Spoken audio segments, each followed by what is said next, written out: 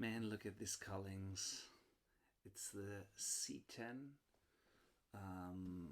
so to say, the bigger, bolder cousin of the ever popular C10.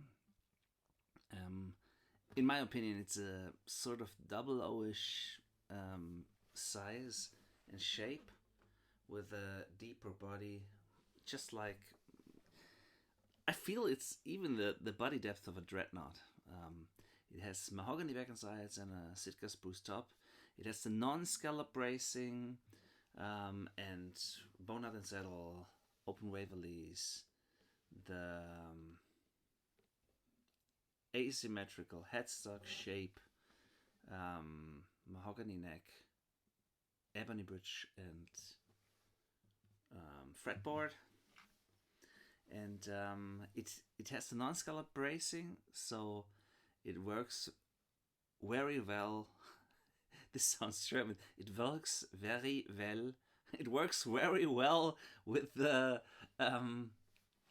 medium size strings. I put the Adagio Phosphor Bronze mediums, just the same than they do in the Collings factory in Austin, Texas.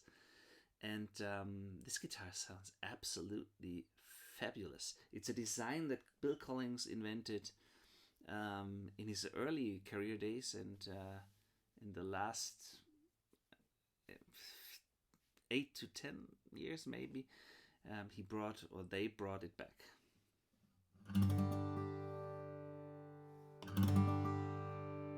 It's a typical Collings sound, playing with a blue chip TD-35, my favorite pick on the planet. Very focused, the single notes are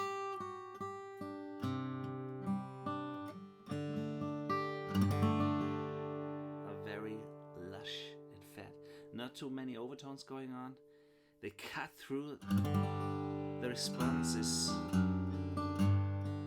immediate.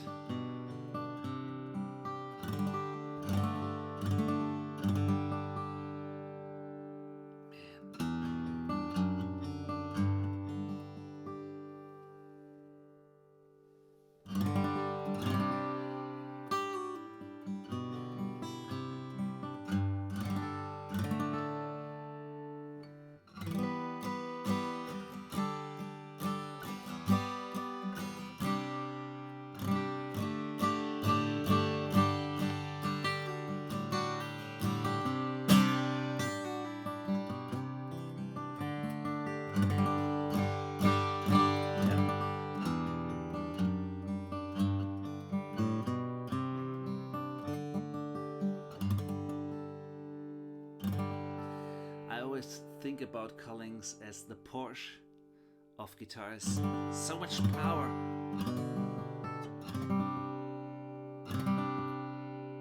I mean, the sunburst is incredible.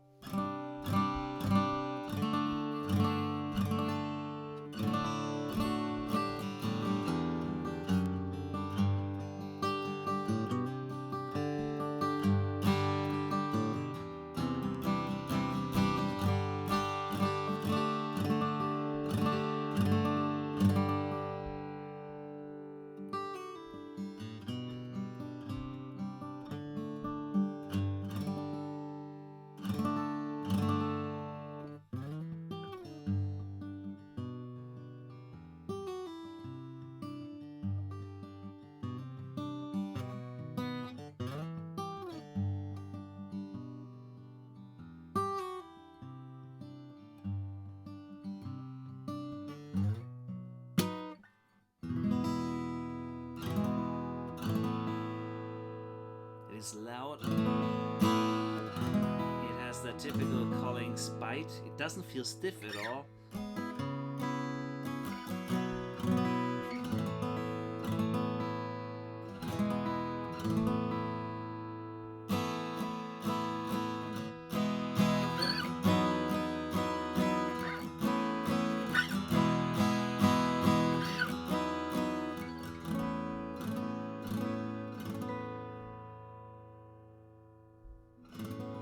It rings beautifully.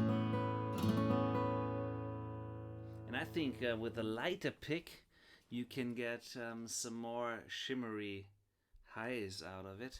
And I do some bassy strumming. Oh, I dropped the pick. Good that I have another one. It's the Dunlop Primetone Ode at 73 mils. One of my favorite picks. It's for strumming.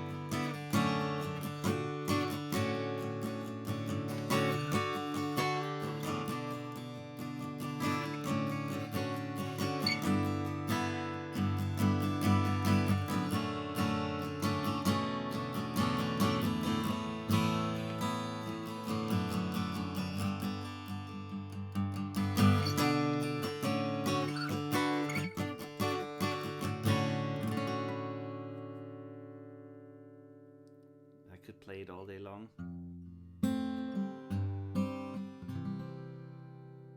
The response is incredible.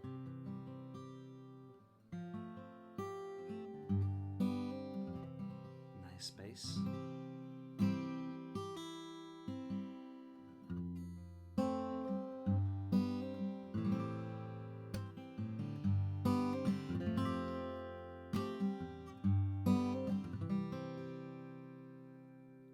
One of the best things about Collings is that when you capo it, it will not lose any of its power, of its sheer lush and fatness. Doesn't get brittle.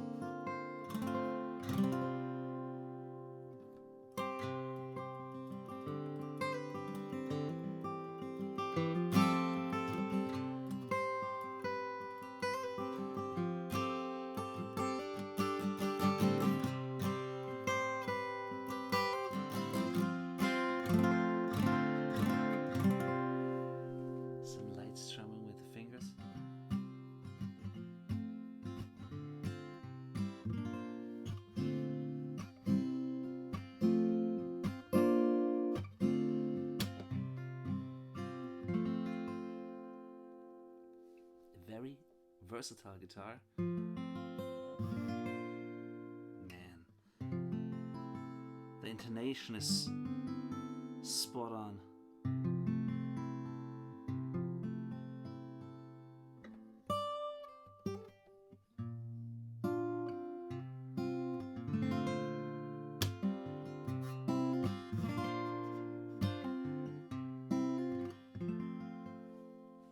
There you have it. The Collings C100, made in Austin, Texas. Hope you liked it, and hope you once you get the chance to play a Collings. They're quite special.